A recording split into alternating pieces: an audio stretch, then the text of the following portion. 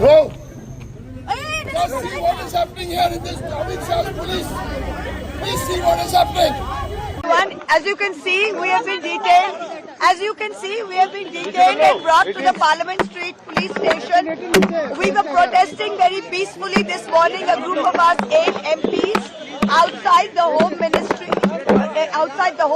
the office of the Honorable Amit Shah, who yesterday most shamelessly, after being unable to fight us on the ground politically in Bengal, sent his enforcement directorate, the extortion directorate, to loot and plunder and do political espionage on our party and steal our party's election documents and election data.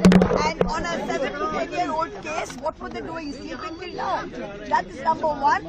And they brought us here, they dragged us in prison vans and brought us here in a peaceful protest. We are public representatives. We are not criminals to be brought here like this. The second thing is, you see some names here on this poster. The names are Ajit Pawar.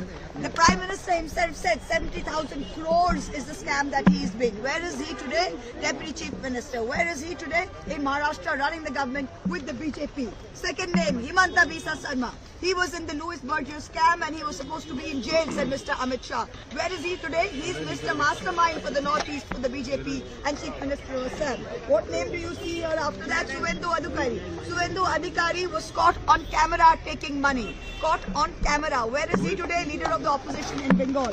Who do you see here? Narayan Rane, who has been accused of numerous scams. Where is he? In the Maharashtra government. So why is the ED selectively only for the opposition and a washing machine for those that the BJP like?